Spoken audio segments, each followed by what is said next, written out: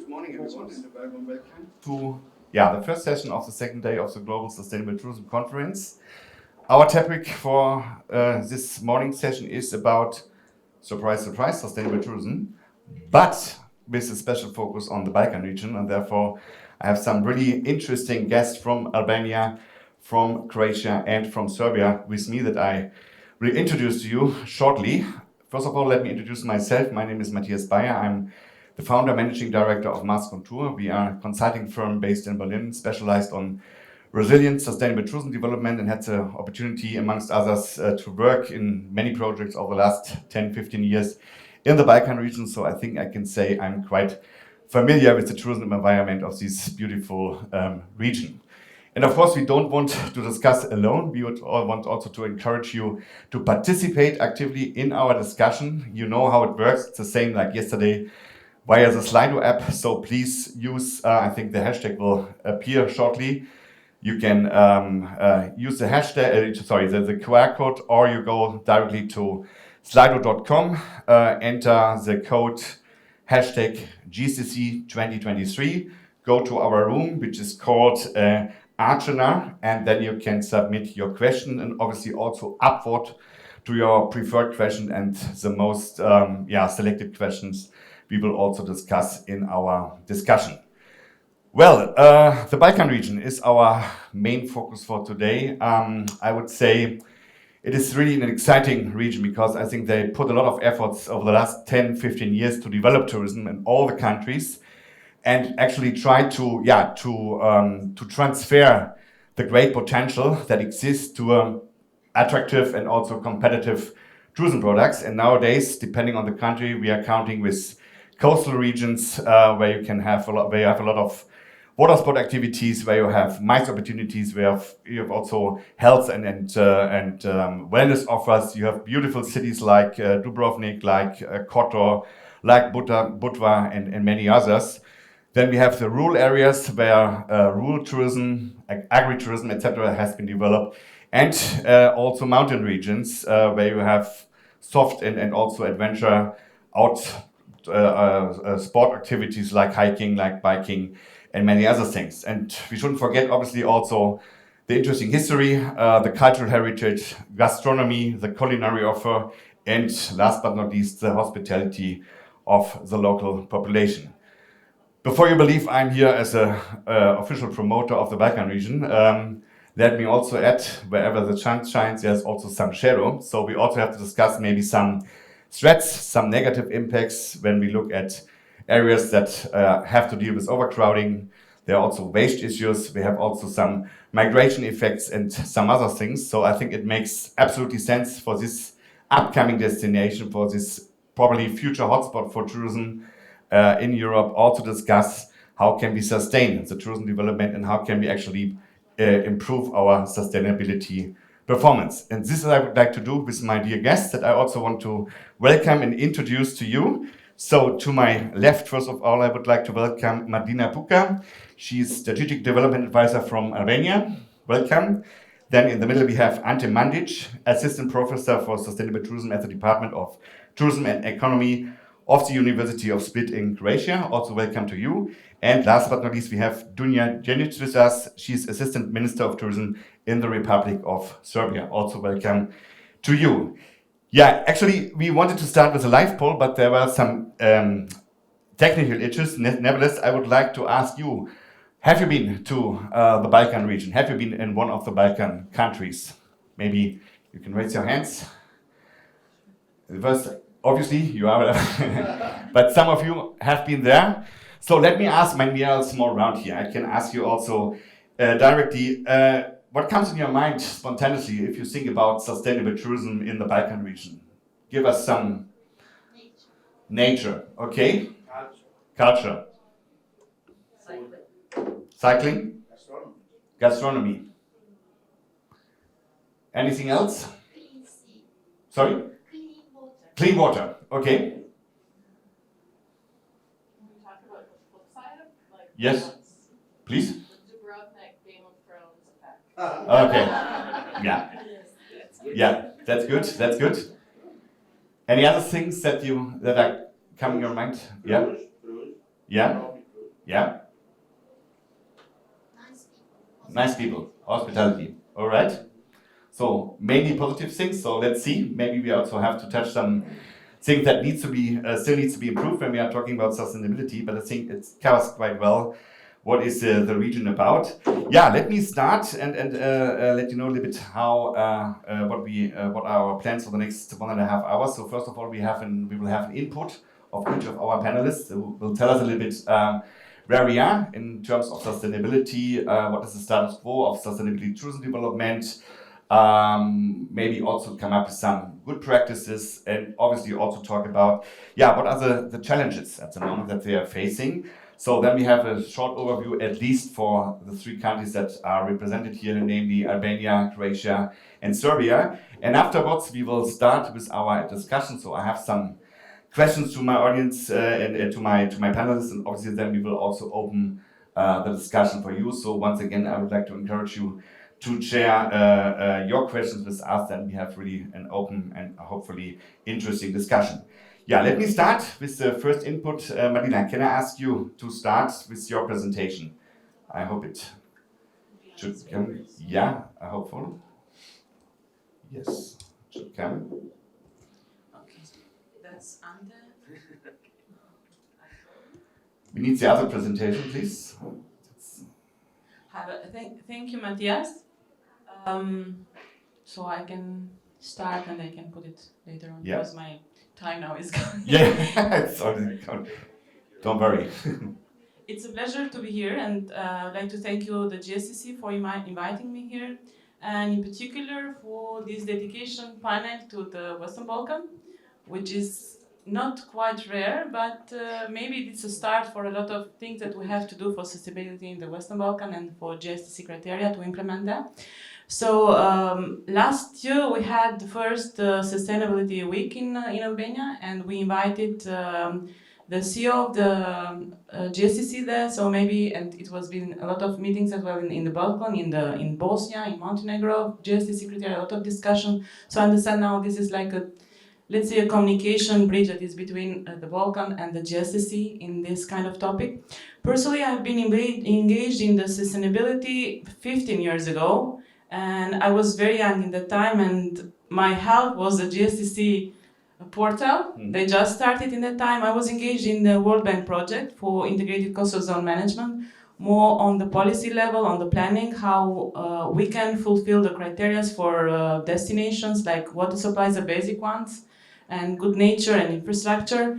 And now after 15 years, so with that willing to have tourists, now we are like, we need more quality rather than quantity, how we can keep and preserve our nature better than what we're discussing 15 years ago. We are facing a lot of problems on the seasonality and congestion, so more cost toward the northern part, and some, let's say, the short season only for August and maybe mid-July till August.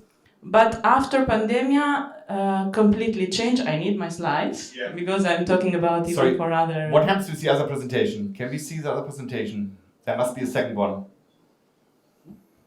There is another presentation. This is the second one. All right. Why don't you help just? Their presentation is not coming. Yes.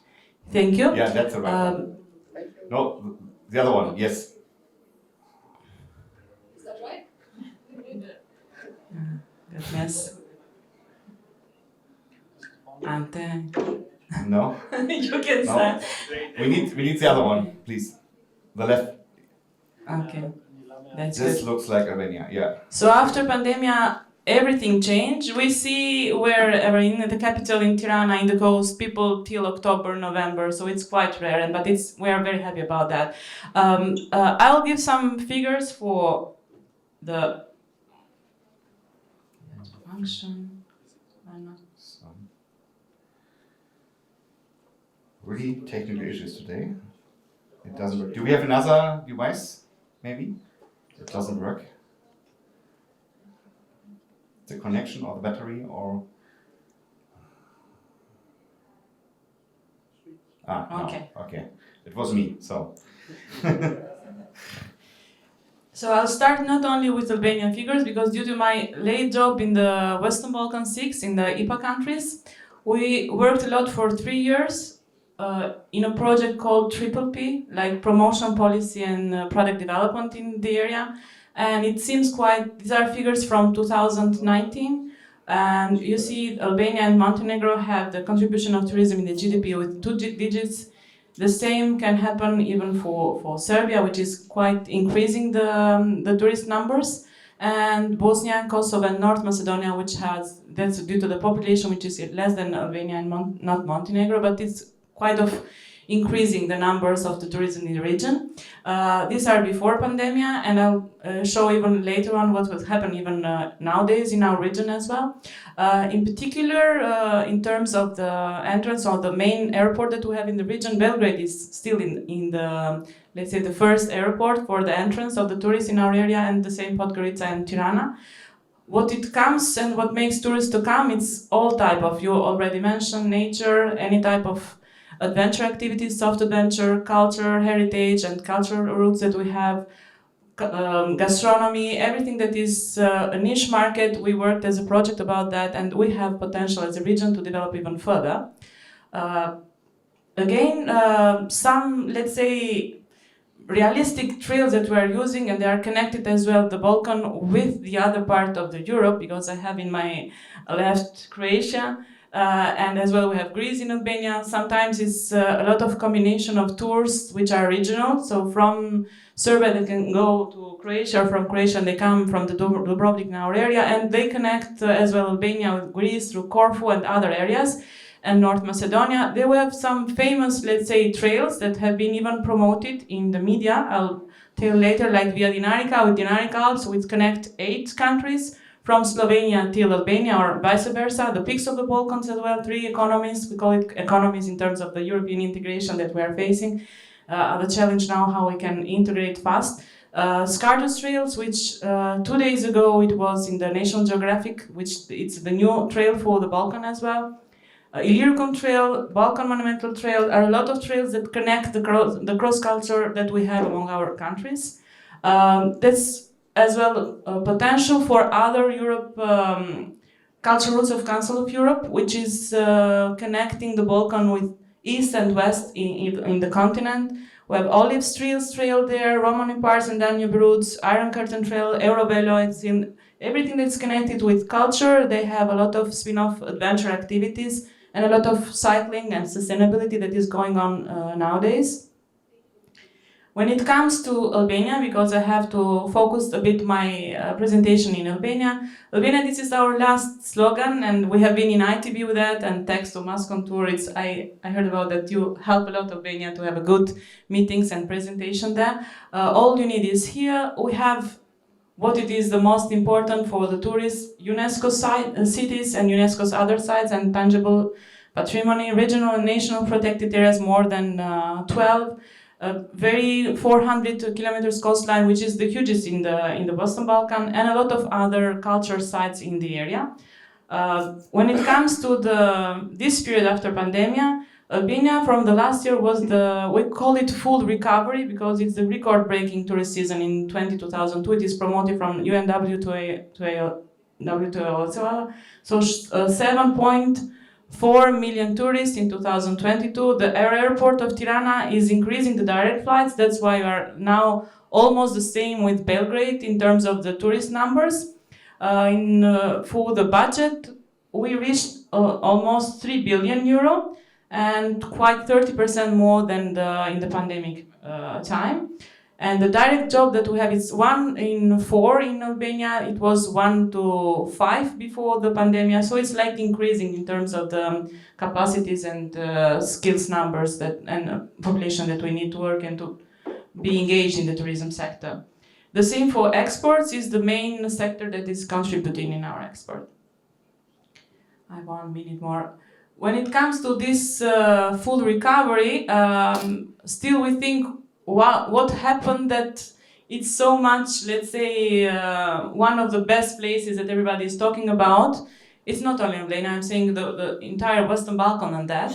But because we have after pandemic a lot of visa-free programs with the Asian market as well, the airport increased the number of flights, direct flights. We have some VAT reductions in the accommodation structure, so they have more affordable prices for the visitors.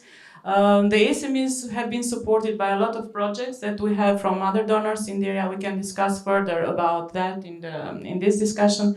And a lot of international brands for the accommodation structures come lately, like Hilton, Hyatt, Meliá, that of Spain, and Spain is promoting a lot Albania in their airports there, and international media. So we have quite often, maybe this last year and this year, more than 12 articles in The Guardian, in Financial Times, in Euronews. We have been as a Balkan for 3 months in 2021 as, in promoting our tours and the culture of the region. But we have a lot of challenges, like the sector has problems with the shortage of labor, so it is increasing, but people left during the pandemic and we need now new staff to come on board and to work. Again, when we do surveys and discuss with the population, they don't feel that they are contributing or they are conducting by all of this change of hotels. So we need again the more engagement of the local population. Seasonality, I mentioned as well before about that. And when it comes to the standard of sustainability, we have just started. We need to make it more visible and tangible that we have this Turkey example these days here. The digital transformation of the sector in a lot of value chain of the tourism industry, and transport connectivity, mobility that is within the country, but as well with the cross-bordering area. And what the governmental approach is about that's very much related to, I have done like in 4 blocks, but it's more than that. So they are promoting a lot the traditional villages, like a new formula now about that, supporting the new narrative for the traditional authentic tourism. The second is preserving the nature areas is quite a pressure. I'll present later from the industry and from the civil society sector to have some preserved areas more in Albania.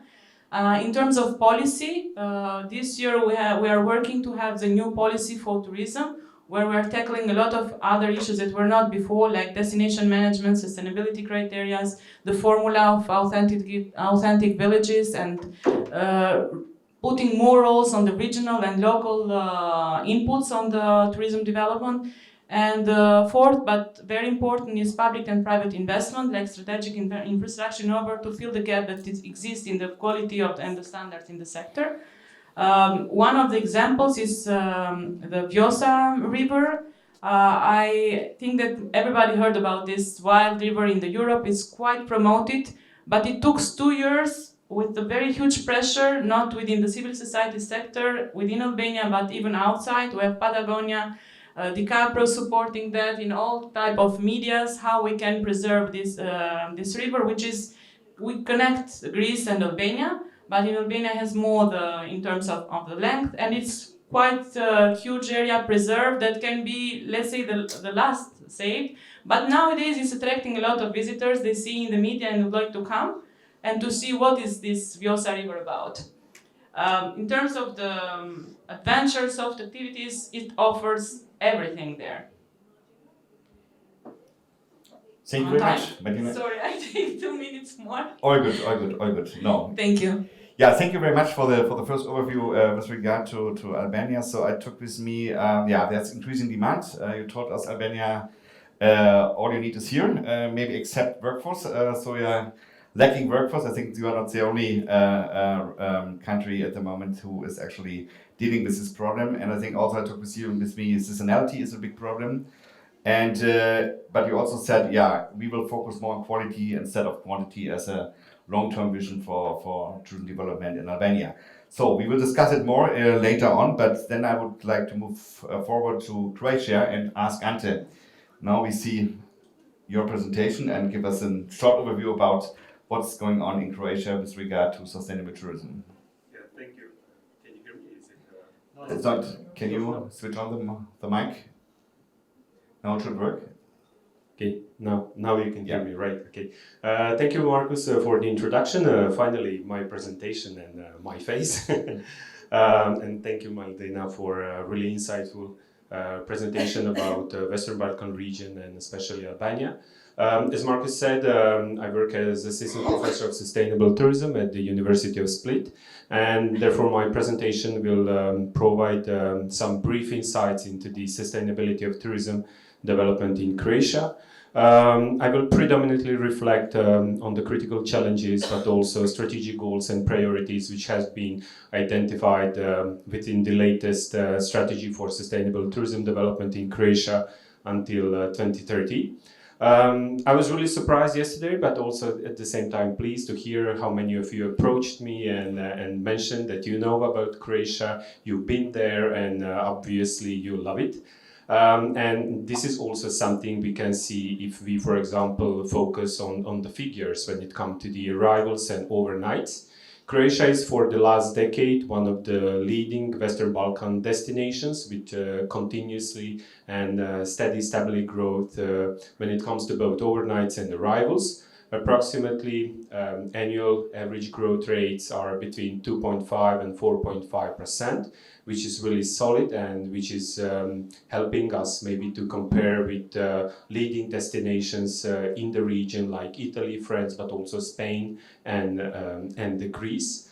However, what many of you don't know is the fact that tourism is major for Croatian economy. This is something which is good from one side, but also a little bit risky and challenging from the other side. When it comes to the Croatian economy, tourism accounts for approximately 20% of the direct GDA. And if we focus on the induced impacts, meaning also the contribution of tourism to the other industry, like for example construction and so on, then tourism is major, approximately 28 to 30% of the economy, which is huge. And therefore in 2020, after the corona outbreak, Croatia was ranked as one of the most endangered destinations globally. Additionally, Croatian tourism is highly concentrated in the coastal region. For example, the map of the Croatia, which you can see on my left side, is displaying the tourism development in Croatia, and the gray and the darker shades of the green depict the destinations, regions and cities where tourism is most pronounced. And the Institute for Tourism, which developed this map, used the indicators as number of beds, tourism arrivals, overnights and TNT employment to develop the indicator. So basically you can see that majority of tourism is concentrated on the islands and the coastal stripe, which means that also these areas are under severe pressure when it comes to destination space. Approximately 94% of the all Croatian tourism is located in this coastal region and islands, which is huge. Additionally, along with that, Croatian tourism is facing severe seasonality. You can see the facts and in the figures on my right side. If we focus only on July and August, approximately 58% of all arrivals and overnights can be allocated to July and August. And we extend season, but extend meaning to from 15th of June to 15th of September, Croatian tourism, we can allocate approximately 84% of Croatian tourism to these 90 days, which is just huge. So we are obviously facing pronounced seasonality, pressures during the main season and increasing figures. But in reality, there is opportunity for growth in the shoulder season, but in my opinion, not anymore in the main season. Also, you can see here the figure when it comes to the most visited regions in European Union in 2019. So this was before Corona outbreak. Jadranska Hrvatska, or Croatian, coastal Croatia, this is a coastal region, was most visited region in Europe.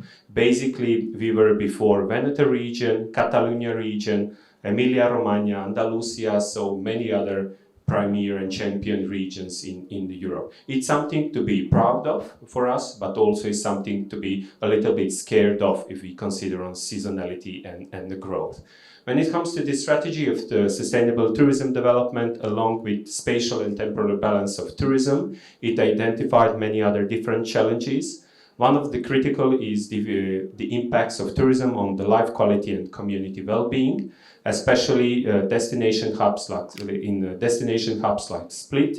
We have seen last few years the growing rebellion of local communities when it comes to pressures of tourism development in the main season, especially July, August. And these pressures are related to specific demographic segments. In our case, those are young Brits who are coming for party tourism and having a great time in Split and Hvar.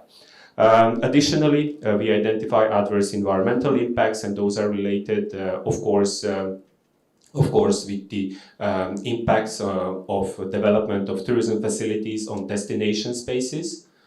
These include also development of hotels, resorts, but also other infrastructure which is essential to have a tourist. And finally, there is really optimistic plan of the European Union, but also of Croatian government to get net zero by 2050. So obviously, we need to figure out how to reconsider Croatian tourism for a great and environmental just.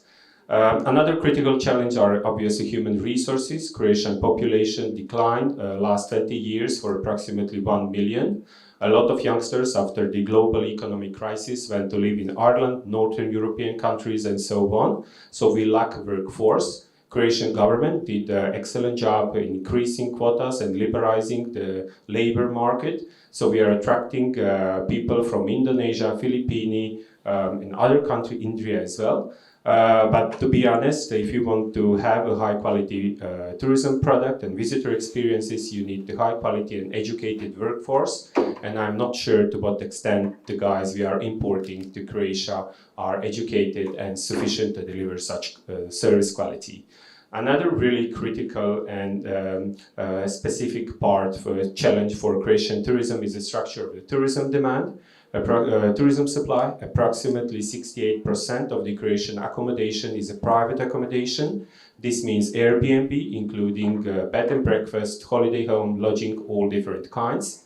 And the hotel services are 18%, so it's to some extent more easy to manage the quality of the hotel services. However, when you have 70% of the privately owned small lodges, bed and breakfast, and so on, it's really hard to establish the quality control. Some of the additional challenges you can also see here, they relate to many of the keywords which we have heard of yesterday.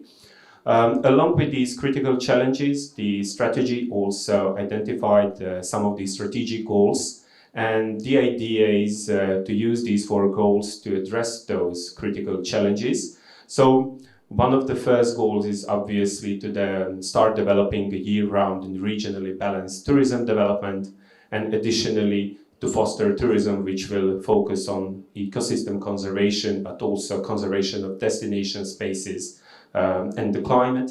Finally, to improve the competitiveness and resilience of Croatia as destination, and obviously to improve the resilience of tourism sector in Croatia in general. To do so, each of these 4 priorities is, each of these 4 strategic goals is related to several priorities. So maybe I would just like to use the last 2 minutes to focus on the resilience of tourism, because there are some current initiatives which falls under the resilience of tourism and which are run by the Croatian Ministry of Tourism and Sports and the Institute for Tourism. For example, when it comes to the improvement of laws and regulations, Croatian Ministry of Tourism has announced the development of new law of tourism, which will sort of be an umbrella law for regulations in tourism, and in that way it will create a sort of the framework which is obviously necessary to improve the sustainability and resilience of tourism in Croatia. Further, there is also a recognized need to improve the system of tourism board by giving them a mandate to manage tourism destinations. Traditionally, tourism boards in Croatia are public sector entities. They are completely run by a public sector. The roles are divided considering national, regional, and the local level. And now there is an initiative to enroll them more into the destination management.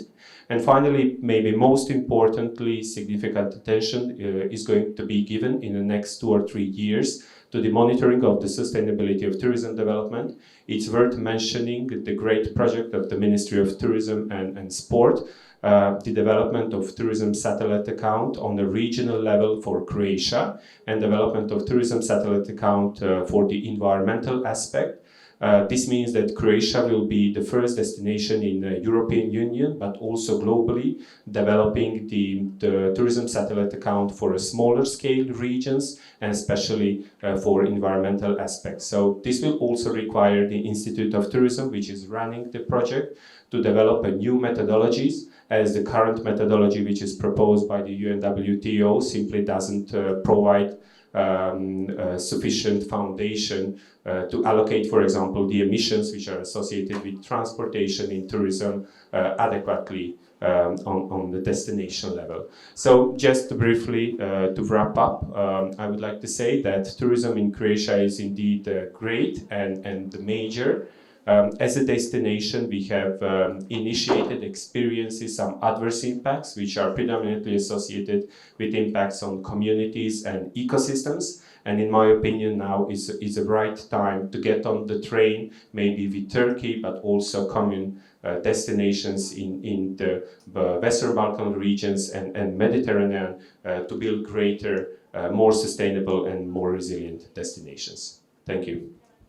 Yeah, thank you, Ante, for your contribution. Well, yeah, yes, we heard, yeah, tourism is the most important economic sector in Croatia, but with a strong focus on the coastal region, which has positive but obviously also negative impacts. And I think it was also interesting to hear some similarities between Croatia and Albania when it comes to seasonality, also lack of workforce you mentioned. You also mentioned that the transformation towards digitalization is still a challenge also in Albania. And yeah, implementing and also controlling the implementation of standards, quality standards, but also sustainability standards is an issue that we have to address again later on, because I think that's in both cases a challenge. And I think what we can also highlight maybe is you also mentioned the term resilience. That is obviously also, I think, a very important aspect of sustainability, not only as you said, in terms of risk prevention and risk mitigation, risk management. Also, you talked about, okay, we have to deal with new trends. We have to adapt to new trends. So we have to innovate our product constantly. So this is also part of a resilient approach, and with it also, I think, a part of a sustainability approach. So I think that's also an interesting aspect from your presentation. Well, thank you so much, Ante. So let's move to Serbia. Dunja, let us know what is the status of sustainability in Serbia. Hello to everyone. I would like on the beginning to thanks for the invitation and to a chance to participate on this conference. It is very meaningful for the Serbia. I would like to say that I will continue on the Serbian language and my colleague will translate. Generalno, kada govorimo o poziciji Srbije na polju održivog turizma, sagledavajući celokupnu definiciju same održivosti, moj odgovor bi se zaista i razlikovao pre dolaska na ovaj skup i danas. So in terms of the Serbian position in sustainable tourism and also having in mind the complete definition of sustainability as such, I would say that my view on sustainable tourism has changed before I came here and when I came here. Da ste me pitali pre 3 dana gde se nalazi Srbija na ovom polju, ja bih rekla pa možda smo u startnoj poziciji ili se bar spremamo da krenemo. A nakon 2 dana prisustva na ovoj konferenciji, slušajući izuzetno dobre primere prakse, onda bih rekla da smo već do sada načinili značajne korake, a da možda njih nismo bili ni svesni. If you had asked me 3 days ago where we stand in terms of sustainable tourism, I would say that we were on the starting point, ready to go, but having been here for 2 days and listening to a lot of best practices around the world, I can say that we are now well on our way. I zato i jesmo ovde sa zadovoljstvom i pristupili članstvu GSTC-a da na neki način sve to što jesmo uradili, a čega nismo bili svesni da i valorizujemo, kvantifikujemo i da nastavimo još napred sa još većim i još boljim merama. So it is our extreme pleasure to be able to become a member of the GSTC. We became members yesterday, and to use all of these practices that we have developed in our country to the general benefit, to help them get recognized and quantified. Sektorska politika u turizmu u Srbiji se svakako odražava i odvija na principima održivosti i to je nešto što se može zaključiti i vidjeti pre svega iz planske i strateške dokumentacije, a sa druge strane naravno i zakonskih akata i podakata koji regulišu oblast i turizma i ugostiteljstva sa jedne strane, što je negde i osnova planskog sistema i planiranja generalno razvoja turizma, a sa druge strane i kroz značajne mere podrške koje obezbeđuju Ministarstvo i Vlada Republike Srbije. Sector policies in the field of sustainability can be seen both through plans and strategies of our country and, of course, the legislative framework and the accompanying bylaws, both in the fields of tourism and hospitality industry, and they're reflected in the planning, which is mostly revolving around incentives that are funded by the ministry and the government. Kada govorimo pre svega o merama koje Srbija obezbeđuje i Ministarstvo turizma, možemo govoriti o značajnim subvencijama i sredstvima koje se dodeljuju po različitim osnovama.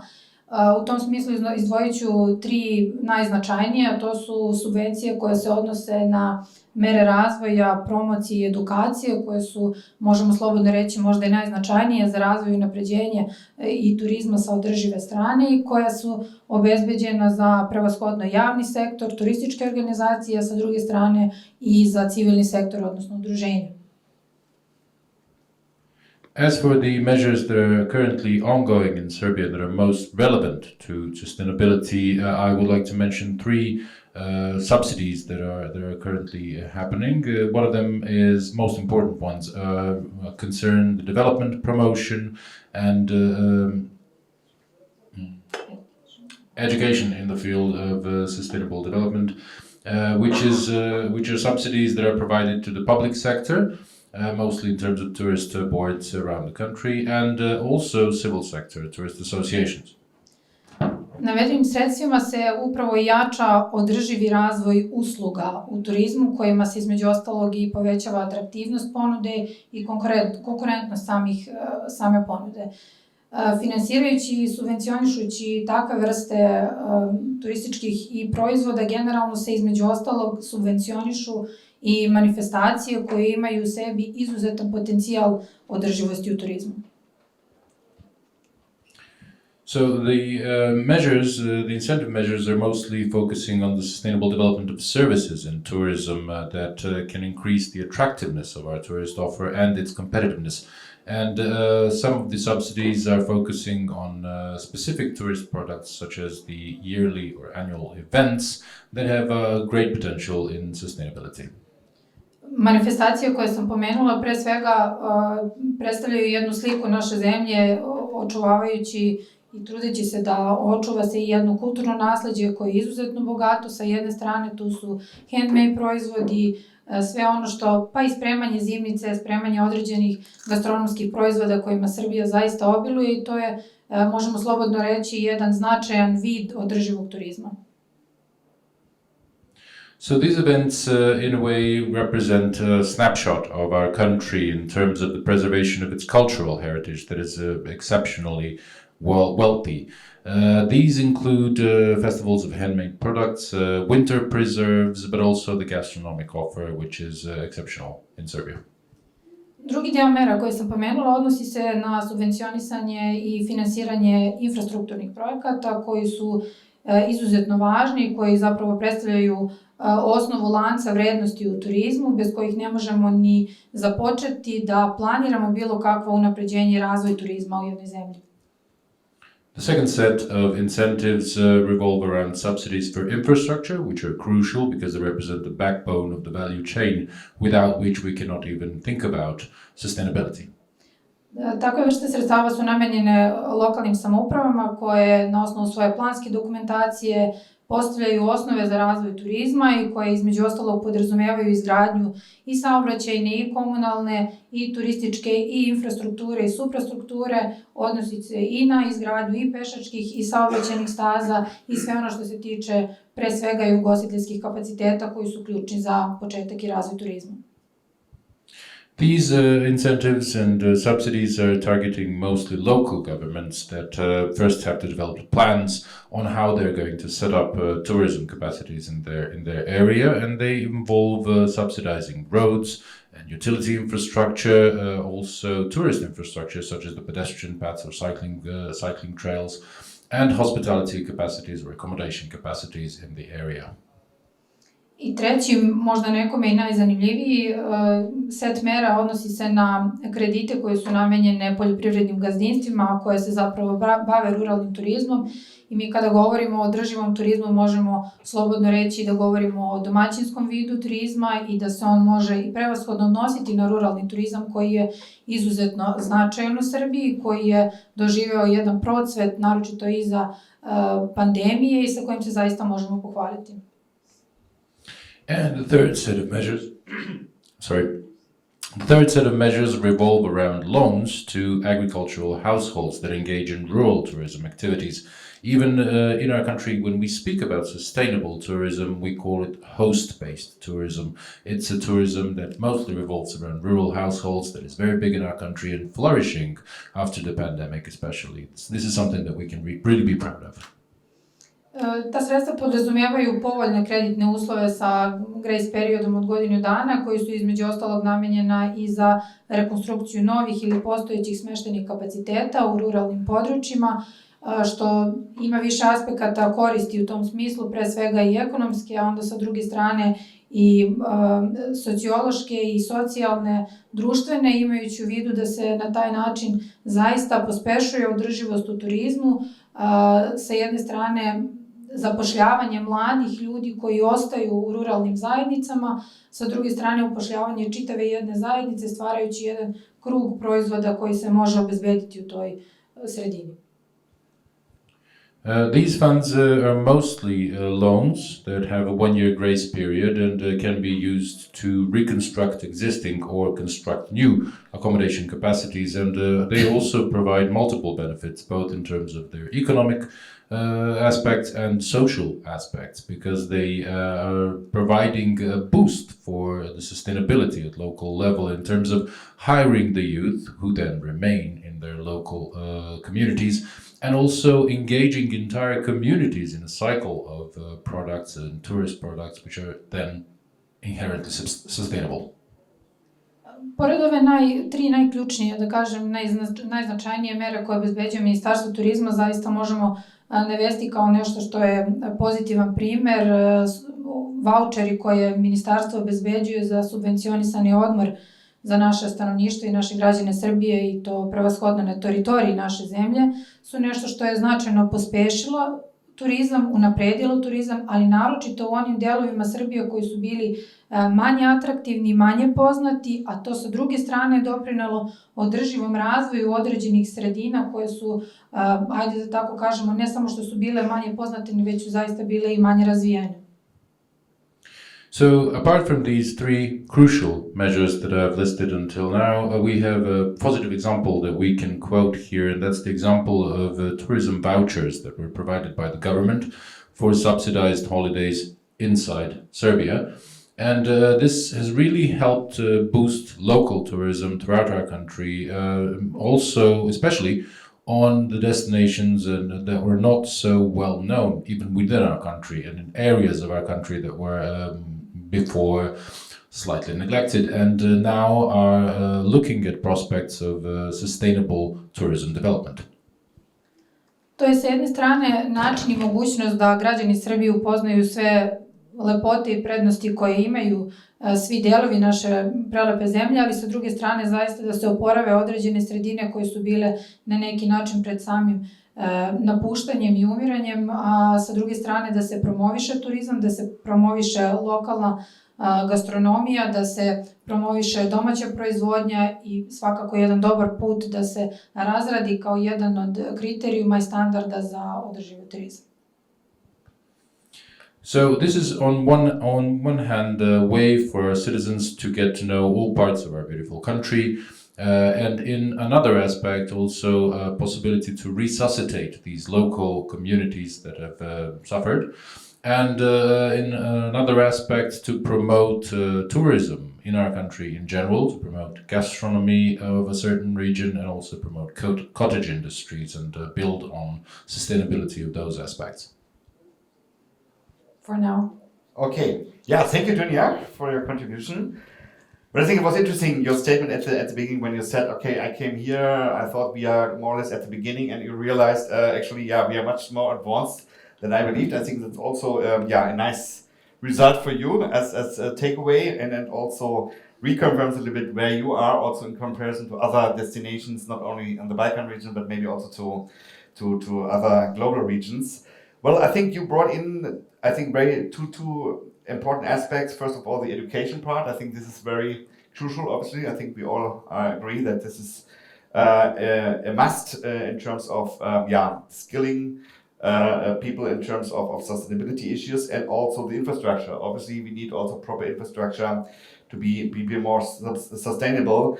And last point that I noted actually was these tourism vouchers that you subsidized, and I think that's also an interesting idea to strengthen domestic tourism, which is good for the local economy. It's also good for reducing the carbon footprint, so you don't travel abroad, you stay in your own country, and I think that's also a nice idea. Well, thank you so much and so far for your contributions. I think now we can go a little bit deeper and start with our discussion. It's obviously a bit challenging to talk about sustainable tourism because it's such a broad topic like the region. So I would like to focus a little bit our discussion on, let's say, 5 S words where I believe these are the essential points in terms of getting more sustainable. And these are structures, standards, skills, stories, and solution. I think these are the 4 S words that you need actually to become more sustainable. Let me briefly explain what I mean with these 5 S words. So structures is obviously about having proper management capacities in your country. Also, it's about collaboration and cooperation among the stakeholders. Standards is clear, so we need something like a standard for sustainability, preferably based on GSCC standards.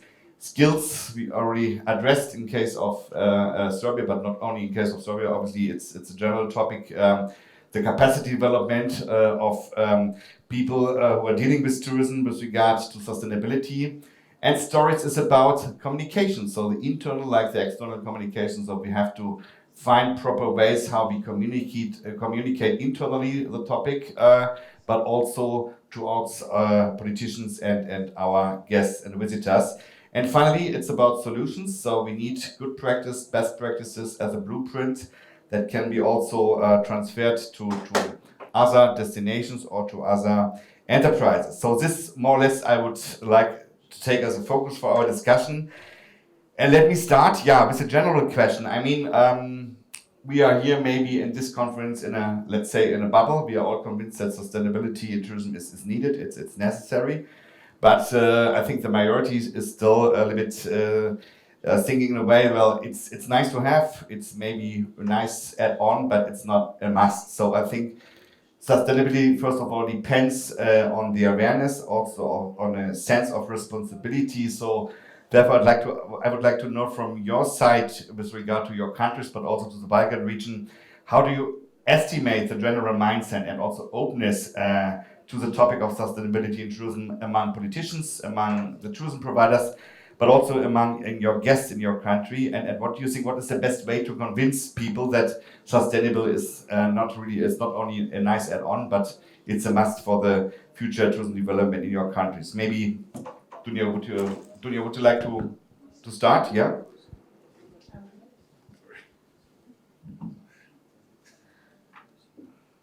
Postavili se, mogu slobodno da kažem u jednom pitanju, 3 pitanja koja su jako važna. To su interesovanje različitih grupa koje su ključni, da kažemo, i stakeholderi, pre svega i u turizmu i u održivom turizmu. Prvo je ta politička volja koja je možda i najznačajnija, je predstavlja temelj pokretanja svakog postupka, odnosno samog održivog turizma kao pravca kojim će ići jedna politika.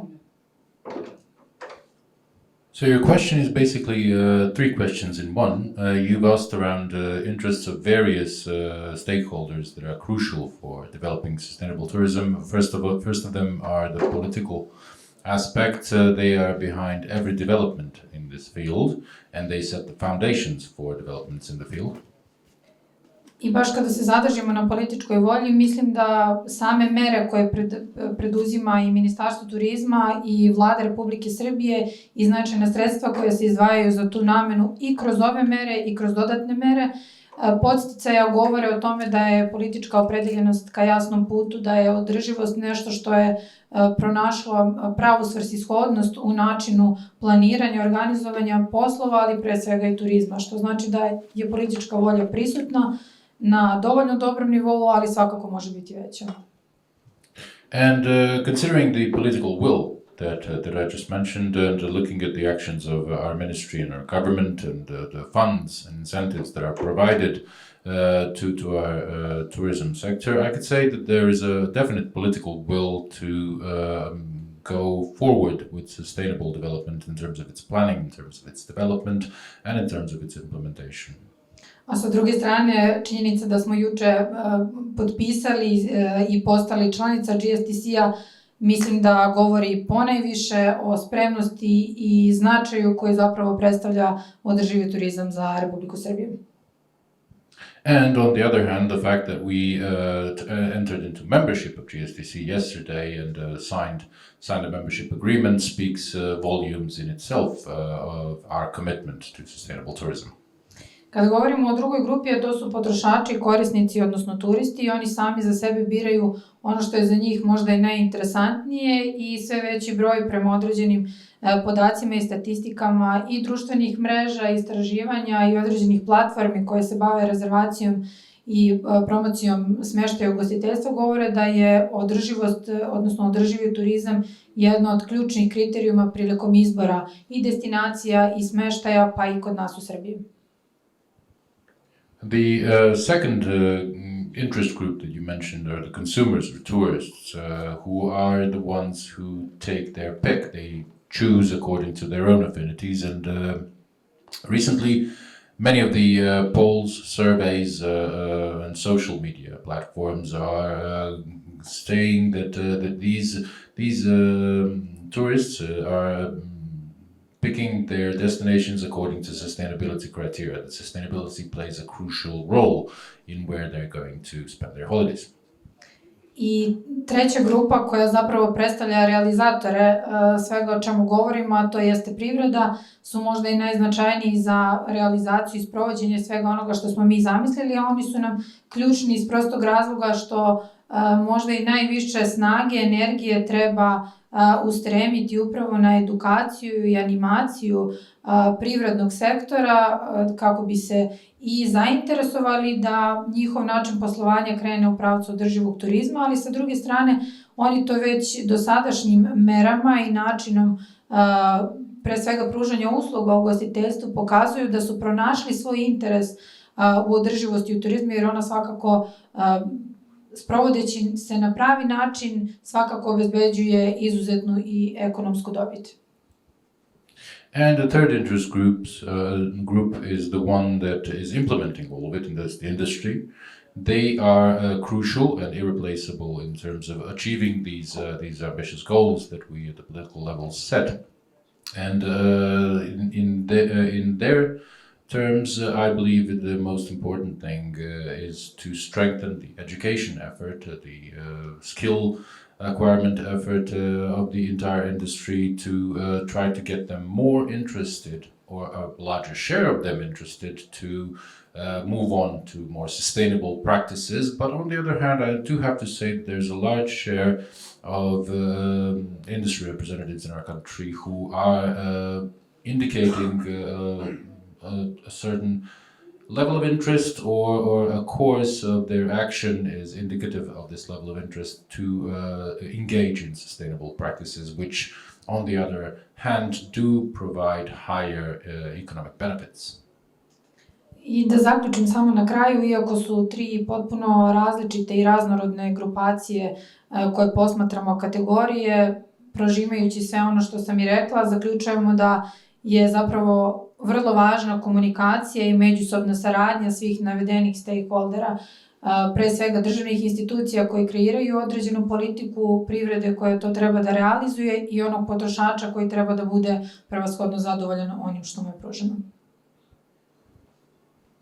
And to close my answer, I would say that these three diverse groups or categories can basically be summarized best by cooperation and communication, which is the key in their relationship. On the one hand, the government creating the sustainable tourism policies. On the other hand, the industry which is implementing these policies. And on the other hand, the tourists which are there to provide their feedback and opinions and value the services. Okay, thank you, Dunja. Madlina, I will move forward. Please, a short answer because we have some other issues to discuss. So Yeah, I yeah, only add something to Yeah. Serbia case. Sustainability is a global concept, but in our case, and in what it is explained even here, even for Albania, it's integral part of the policies. So we are now going toward the EU integration process, and our all strategies are aligned to the requirement of the EU negotiation process. It has been talked about global sustainable criteria and goals.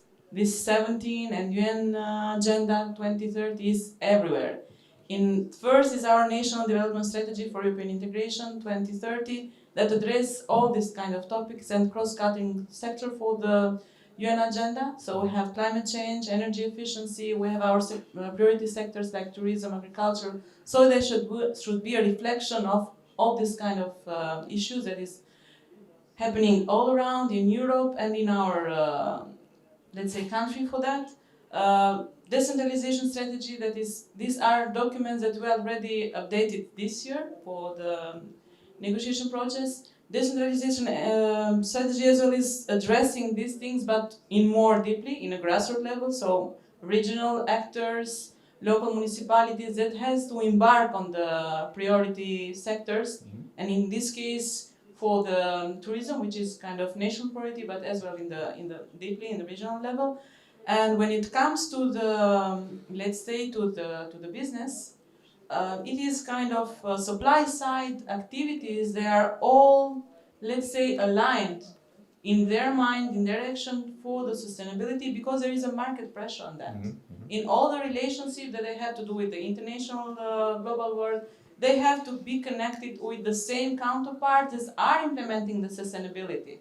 So it's a market pressure, it's, let's say, a trend of the tourists that would like to come in our country. They are more the trend of this generation, new generations for kind of sustainable products, digital products. So it's everywhere we have to tackle and provide the products that the market would like. It's becoming more than just a concept. It's becoming a tool for going ahead in the tourism sector. Thank you. Yeah, thank you. Maybe just to build a little bit on that, the colleague also mentioned the three critical groups of stakeholders. So basically local community, tourism businesses and the government. And we obviously, when it comes to sustainability, expect the governments that it will impose some regulations and therefore create a sort of the framework for environmental transition and making the community, society as a whole more sustainable. However, it's a good news that we also see, for example, in the reports published by Booking.com, European Travel Commission, Expedia, Deloitte, the increasing demand of younger tourists, particularly, especially Generation Z, for more sustainable tourism products.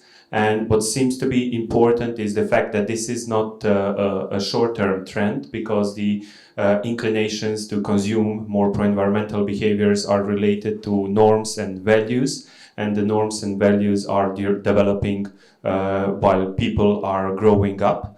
So basically we can expect that the demand for more sustainable tourism products will increase in the future. And as the government is also imposing new regulations aligned with what the recently European Commission has introduced throughout new biodiversity strategy and so on, basically we can expect that the tourism businesses will simply adapt to this. And therefore we can see the increasing number of hotels, but also all different kind of the businesses which are being certified.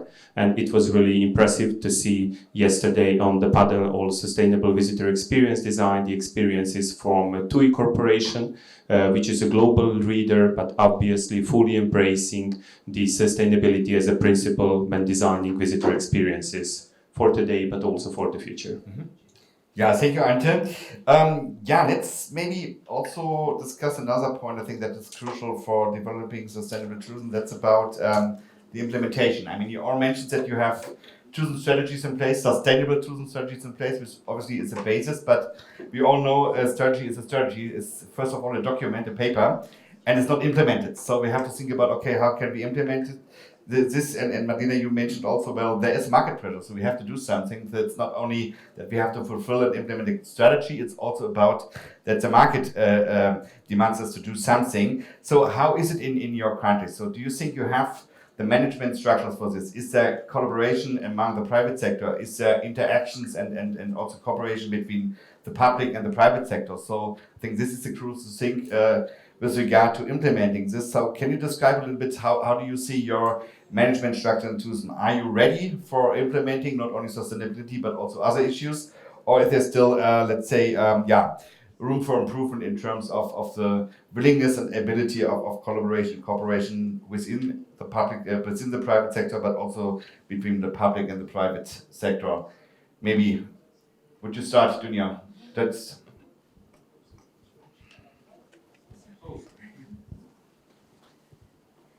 Ja sam baš i pomenula, mislim da je to ključni moment i da je ključna stvar upravo ta saradnja javnog i privatnog sektora. Mi trenutno to prevashodno, iako govorite da je to slovo na papiru, ali generalno ono što prvo sprovodimo jeste tokom izrade naše nove strategije razvoja turizma, ključ nam je upravo na saradnji sa privatnim sektorom. So I believe I did mention this in my previous reply as one of the key aspects, the cooperation between the public and private sectors. And although you may comment that this is only on paper, we are integrating these aspects into the development of our new strategy. Bez obzira što nam je strategija kao trenutno krovni dokument još uvek važeća, shvatili smo da je neophodna njena promjena zbog drugačijeg pristupa.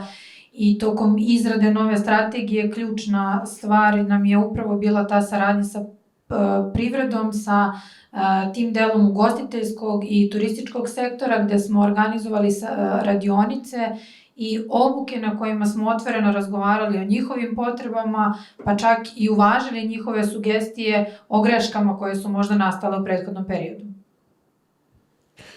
Even though the current strategy as the umbrella document in the industry is still valid, it's still standing, we understand that there's a need that we need to change it, and especially to change it in terms of reflecting the aspects of cooperation with hospitality businesses, with the implementers in the sector.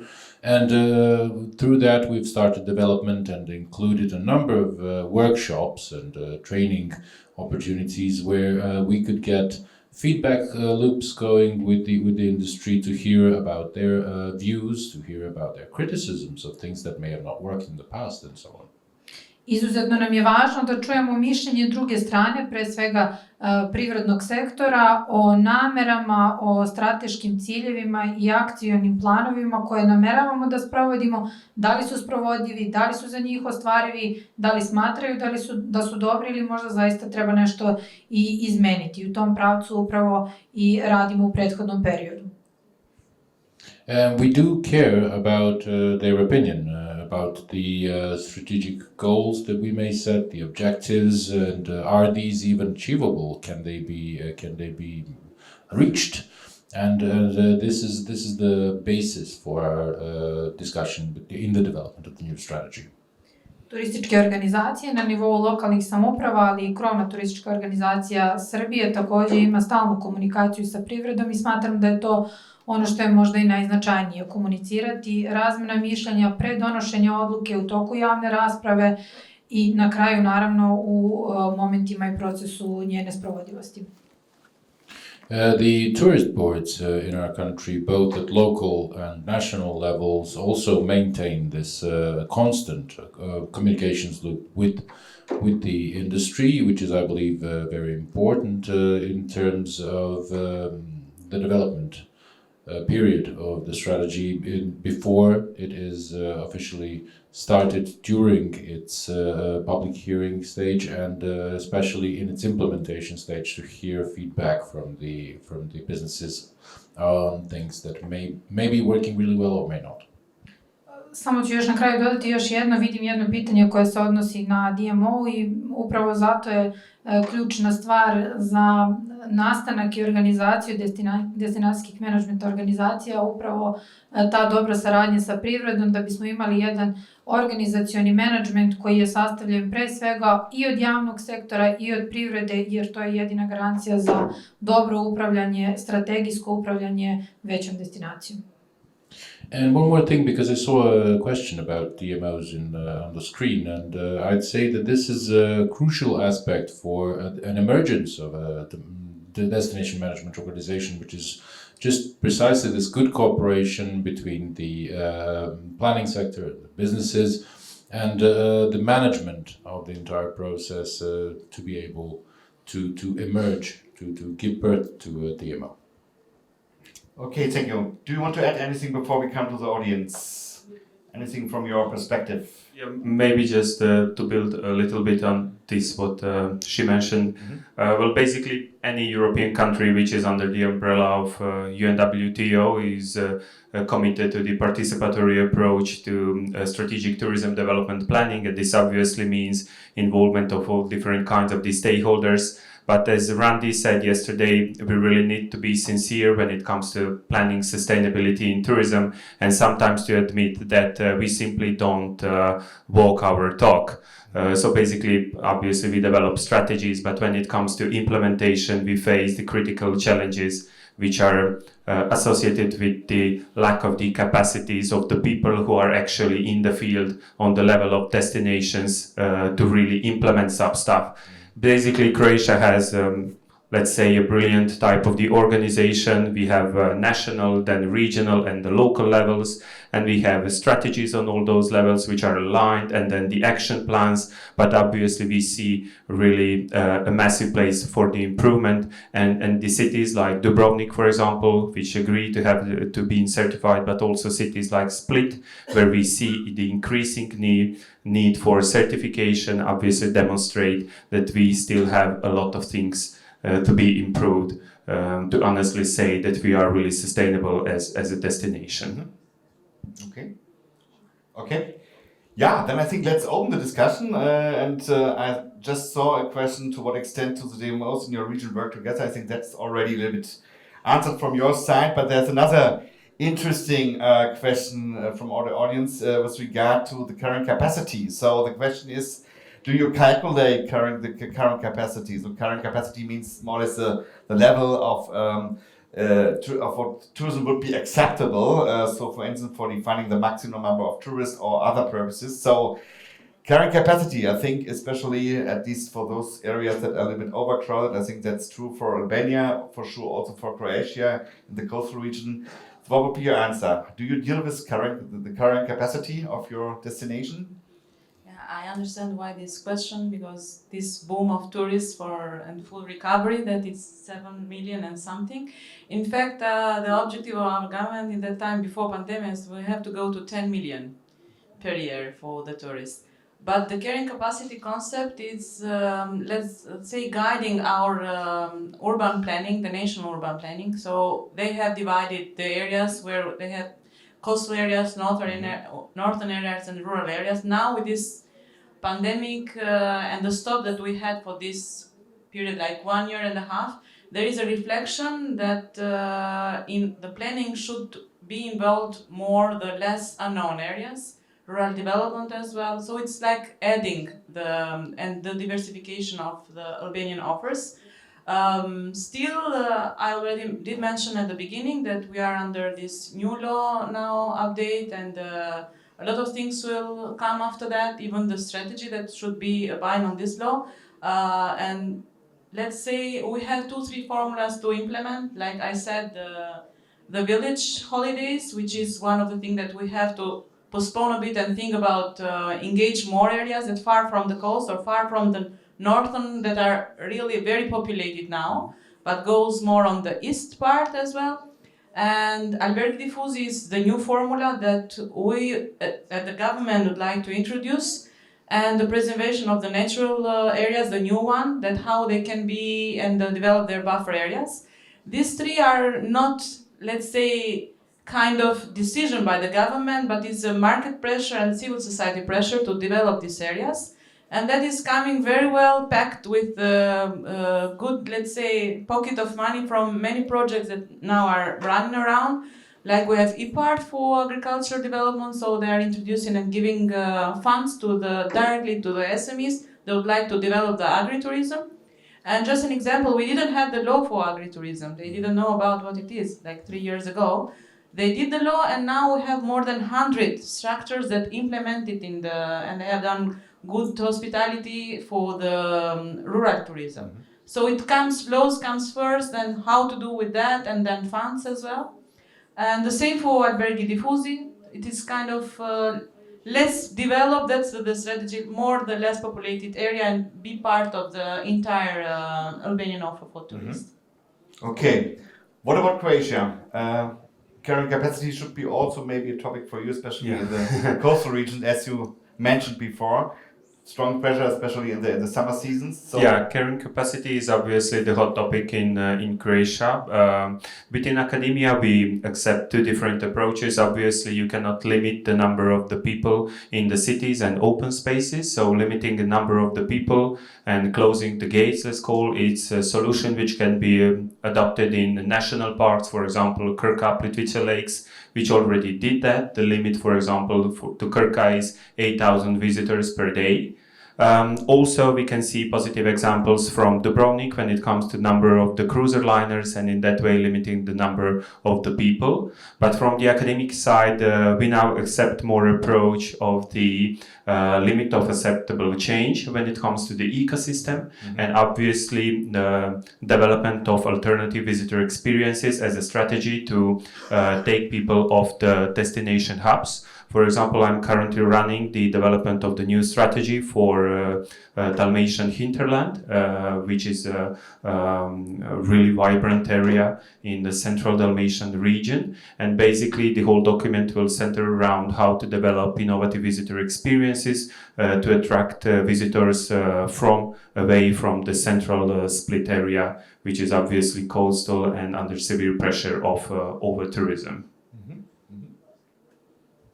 Great, thank you. Let's maybe, which question you like?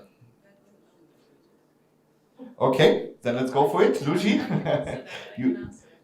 Maybe just read the questions and then we can answer them. So Luigi asked, is there any plan to promote the Balkan as a whole sustainable destination, especially for markets far away? Interesting question. I think that's true for all of us. Because this is purely my experience in the Regional Cooperation Council. In 2021, we have the Tirana Declaration that is endorsed by the Ministry in charge of tourism in the Western Balkan, and they agreed to have a joint approach for sustainable development in the region, and to see the Balkan as a travel bubble with multi-destinations tourism.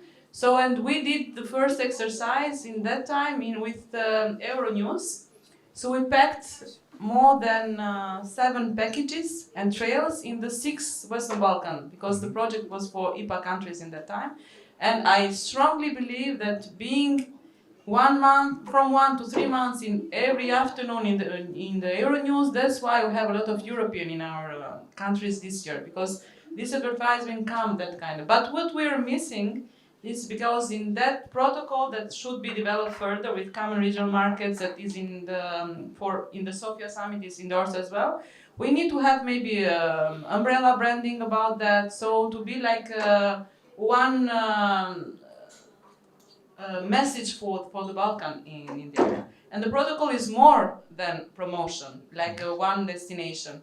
It's more about green cross-bordering. So because we pretend, but we're having a lot of adventure travelers in our area, and they have to go from one country to the other, like from Albania to Montenegro and Albania to Kosovo. We have a protocol that they don't need again to alert to the police, so they can go with this green pass from one country to the other. But that is missing from other countries like Serbia and Bosnia. So one of the contribution of the joint protocol, beside the promotion, is as well how we can make a seamless bubble travel for the visitors in that. The same for the skills, so kind of transmission. We did mention in Croatia that we have people from Asia coming and from India, but don't mind, we have agency of employment in Albania that are taking offers for Croatia and Malta from January till April, and Croatia is having a lot of our staff there.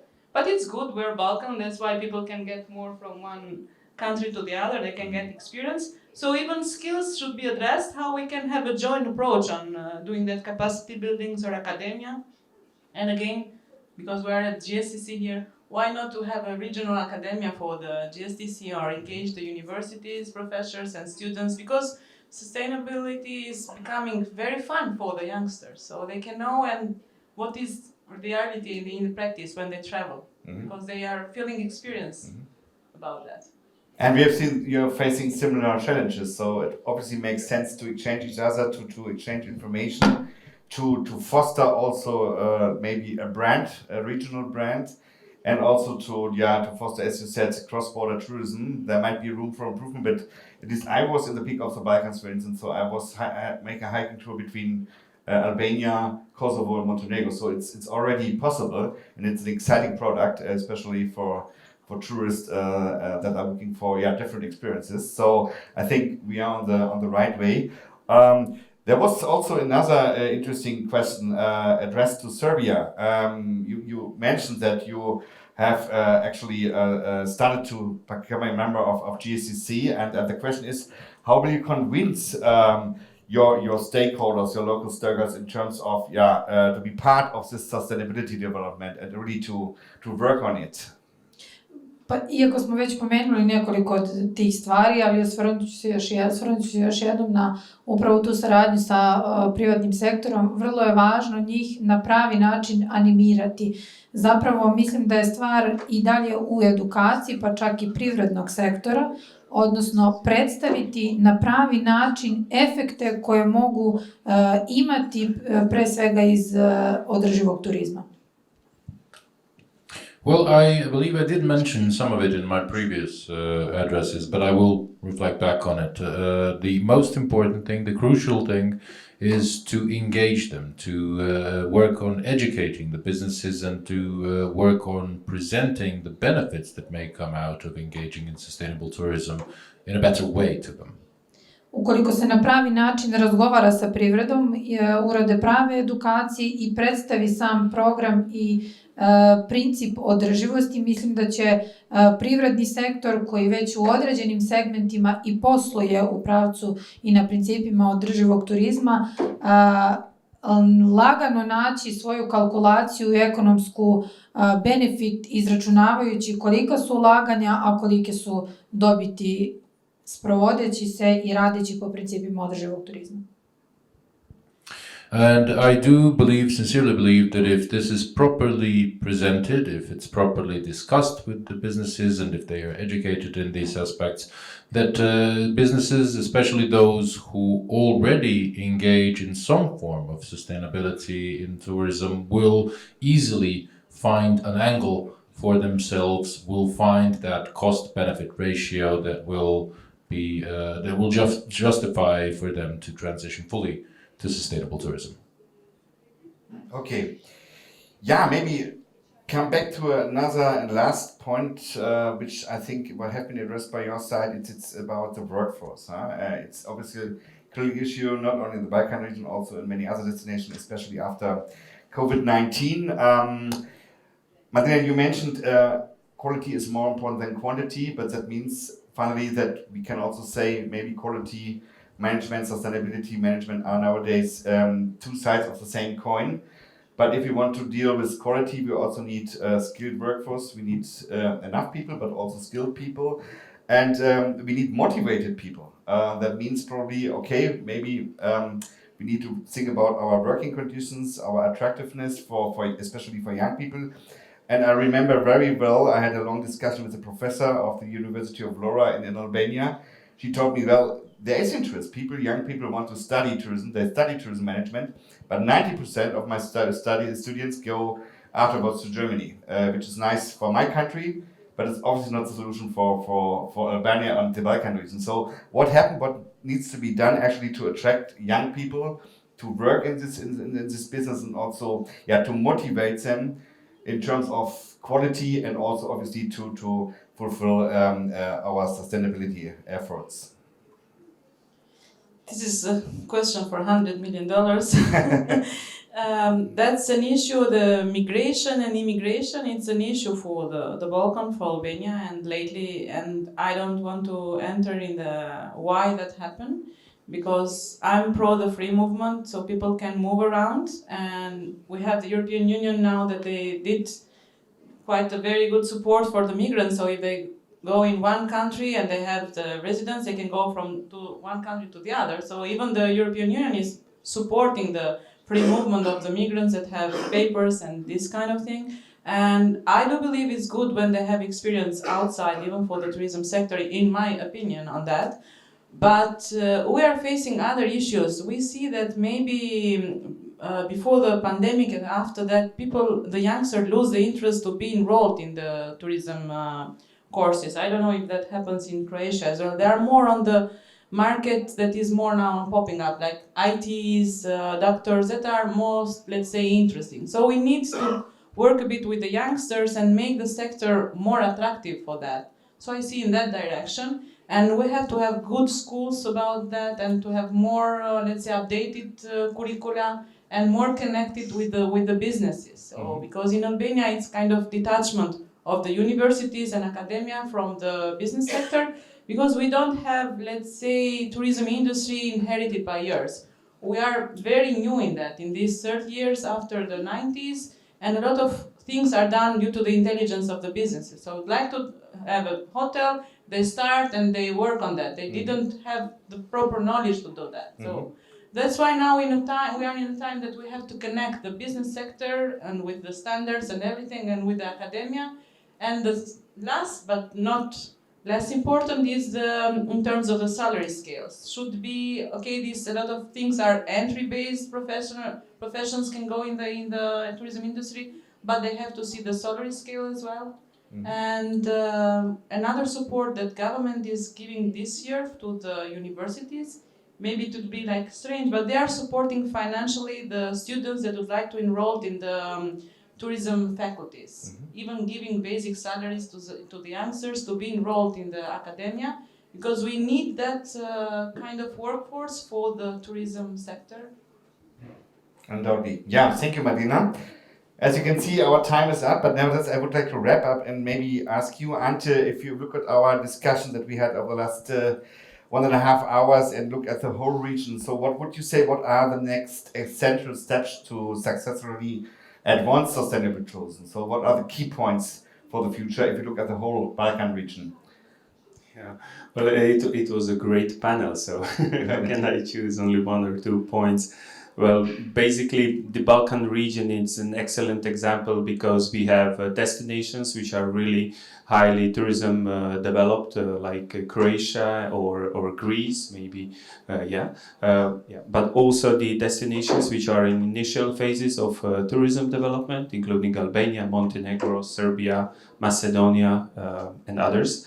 So basically, my message would be for them to learn from our mistakes, There is no need for Albania to do maybe the same mistakes when it comes to all those symptoms which are associated with over-tourism. To set up the governance structure which will support the sustainability of tourism development, and then finally leading the development. Maybe one last remark would be the conclusion that it's very hard to have sustainable tourism if your economy is not sustainable. And this is also one of the critical lessons we are now learning in Croatia because of this massive tourism revenue dependence. So basically a part solution for sustainable tourism might also be developing the other sectors of the economy so that the youngsters but also communities have different opportunities for their personal development and then ultimately sustainable development of tourism. All right, thank you so much. Yeah, for sure we didn't have the time to address all the issues that are related to sustainable tourism, but I think at least we addressed some important points and it was clear a bit where you are, where you come from, and obviously also where are still some challenges and what is the way forward. So thank you very much for your inspiring and interesting contributions to our panel discussion. Also thanks to the audience for joining us and to share with us your thoughts and questions. And I wish you a good afternoon and enjoy the next upcoming sessions. Now we have a 30 minutes break, but then we will continue with the second part of our conference. Thank you. Yes.